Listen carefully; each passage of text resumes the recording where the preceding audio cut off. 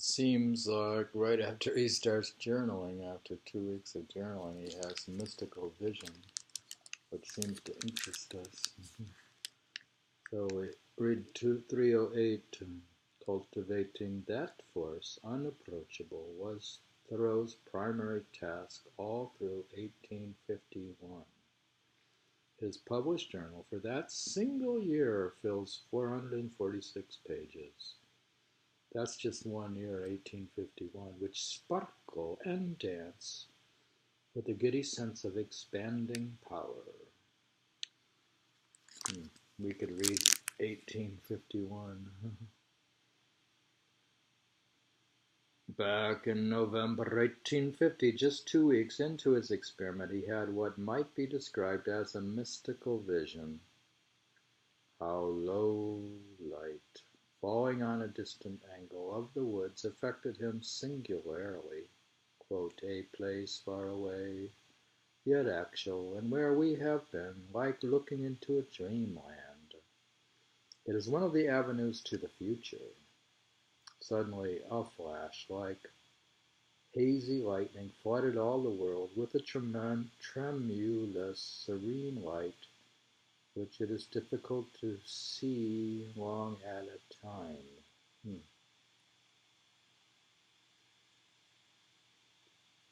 He could see two hawks sailing over the water, perfectly still and smooth, yet I do not see what these things can be. I begin to see such an object when I cease to understand it.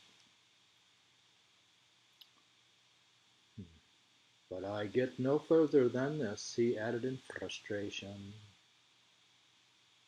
The paradox simmers through the winter and spring to, quote, get further, unquote, means knowing, but also letting go of what one knows. Only then does one reach true knowledge, what Thoreau defined as, quote, a novel and grand surprise on a sudden revelation of the insufficiency of all that we have called knowledge before, an indefinite sense of the grandeur and glory of the universe. It is the lighting up of the mist by the sun, unquote. It's like he went into the cloud of unknowing. The first step to true knowledge was learning everything he could. Through 1851, Thoreau continued to read voraciously in the sciences, above all Asher Gray's botanies, the scientific explorers Humboldt and Michaud, and Charles Darwin's Voyage of the Beagle. Have you read The Voyage of the Beagle? Seems we have not. Seeing through their eyes turned his world into a fairyland. Quote, fairyland, unquote. Quote, I wonder what that I even get 5 miles on my way. The walk is so crowded with events and phenomena. How many questions there are which I have not put to the inhabitants. Wow. Unquote. When his eyes were exhausted, he walked by moonlight and navigated by touch, hearing an odor, startling small creatures in the dark. Who startled him back, or he plunged into the river, trying to, quote, to get wet through, unquote, lying on the sandy bottom amid the weeds, drowning all thought, letting the air and water plant seeds in him which he brooded and hatched. How much was in the germ? Quote, here I am, 34 years old, and yet my life is almost wholly unexpanded, unquote, he exclaimed. The scale was too great for human life, but so what? Quote, I am contented. Then a man stepped to the music, which he hears, however measured. We like music quotes. We're looking for the music of the spirits within David Thoreau, which he talks about in Sounds and Walden. His ultimate question, quote, with all your science, can you tell how it is? and whence it is that light comes into the soul. How does light come into the soul? Impatient as he was to find an answer, the scale of his inquiry was too great to waste any of his time in hurry. Urgency weared with ecstasy. Quote, but this habit of close observation in Humboldt and Darwin and others, is it to be kept up long, this science? Do not tread on the heels of your experience. Be impressed without making a minute of it. Poetry puts an interval between the impression and the expression, waits till the seed germinates naturally. Do you know what that means? Poetry puts an interval between the impression and the expression. His only excursion that year was local and alone. Local and alone. Very avant-garde.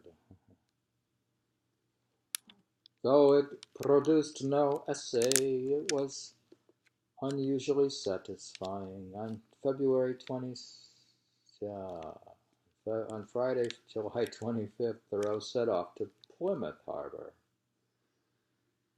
intending to see for himself where the Pilgrims landed to found New England's first colony. From Boston, he ferried to Hull and walked down the South Shore, practicing his explorer's eyes, noting down everything: weather, local customs, buildings, flora, the shapes of eroding islands.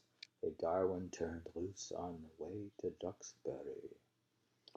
At Cohasset he lingered for a day, studying sea and shore, bewildered that no trace remained of the St. John wreck 2 years before. He called again on Joseph and Ellen Sewall Osgood.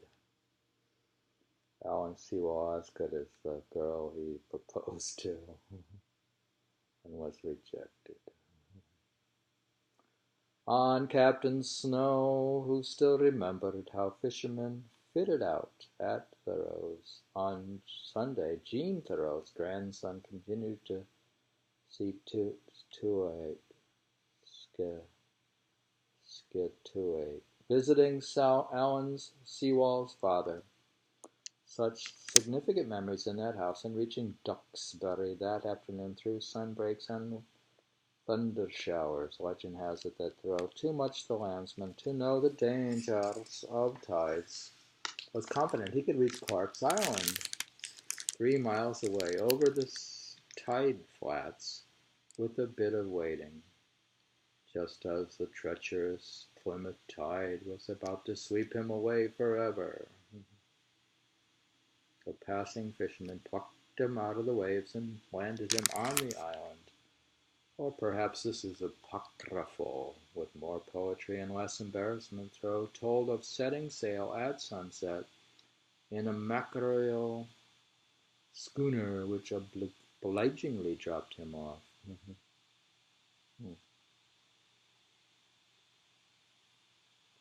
There, where the Pilgrims had first anchored the Mayflower in bleak December of 1620, Thoreau was met by Uncle Ned Watson, sailor, farmer, poet, and philosopher, born on Clark's Island and third in line to own it since it was deeded to his family in 1690.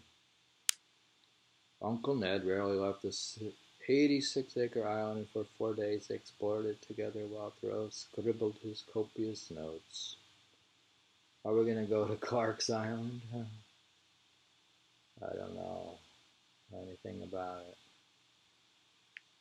We know nothing. Uncle Ned rarely left the 60-acre for 4 days. He scribbled copious notes. Ned one-upped Thoreau's old Harvard professor Benjamin Pierce by giving Henry his first lessons in ocean navigation, first taking a turn down the harbor, then sailing over to Plymouth so that Henry might step ashore onto Plymouth Rock, just as the Pilgrims had done 231 years before. After taking Thoreau bass fishing in the ocean, Ned dropped him off in Plymouth, where Thoreau walked a mile or so to Hillside, the famed home of Ned's nephew Marston Watson and his wife Mary, partners in creating Old colony nurseries, one of the century's great orchards and arboretums. Plymouth had long been a virtual conquered on the coast. Emerson lectured there in 1834 and was drawn back by the stately Lydia Jackson, whose name he changed to Lydian for the sake of euphony upon their marriage in 1835. Lydian's sister Lucy lived in Plymouth when she wasn't in Concord, and her brother, the scientist Charles T. Jackson, made his home there too. Mary Russell, Lydian's childhood friend, and now Marston Watson's wife, lived there still. Marston heard Emerson lecture at Plymouth in 1835 and proudly counted him one of the world's first true transcendentalists, even though he learned from his aunt Mary Emerson. She was the first one. And he had been a dedicated naturalist ever since he and Henry helped found Professor Harris's Harvard Natural History Club. One of Henry's first acts at Walden had been to send Marston native berries and seeds for his thriving center of horticulture. But despite these numerous ties, this was Thoreau's first visit. Over the next decade, he returned often, sometimes with a lecture, and once with his compass for a full-scale, formal survey of the Watsons' 80-acre estate. That first afternoon, they dug through the earliest Pilgrim records at the courthouse and inspected relics in Pilgrim Hall at tea. Mary's father reminisced about seeing as a child Ebenezer Cobb, who in turn had remembered seeing as a child Peregrine White, the first child born to the Pilgrims in New England. History for Thoreau was not dead in books, but alive in people and places. See, history was not dead in books, but alive in people and places. From evening tea to the Pilgrim founders was but the span of 3 human lives. On his return to Concord, Thoreau made one more stop at the BSNH, where the newly elected member pumped his new colleagues for information on jellyfish and the causes of sea fog. This was the pattern of his travel now, focused on intense field trips taken with purpose in mind, and notebook in hand with guidebooks at his fingertips, together with his map of Massachusetts divided into 4 parts so he could take only the section he needed. Why, he grumbled, did no one print a decent pocket map for the convenience of travelers? Thus his plant press and measuring tape all tucked away in his custom-made waterproof backpack with pockets designed for easy storage. Home or abroad from now on, his philosophy was the same. Why not begin his travels at home?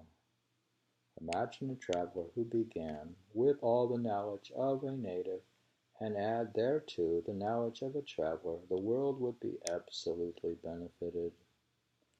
It takes a man of genius to travel in his own country, in his native village. What he said in Walden was literal truth. I have traveled a great deal and conquered. Don't we travel like in New York? Go as a tourist. We go sometimes as a tourist in New York. He's traveling in his own town. We read about how he had a mystical vision, and after starting to write a journal, you have mystical visions. So you should not skip your writing in your journal. Page 308 to 311. The Life of Henry David Thoreau.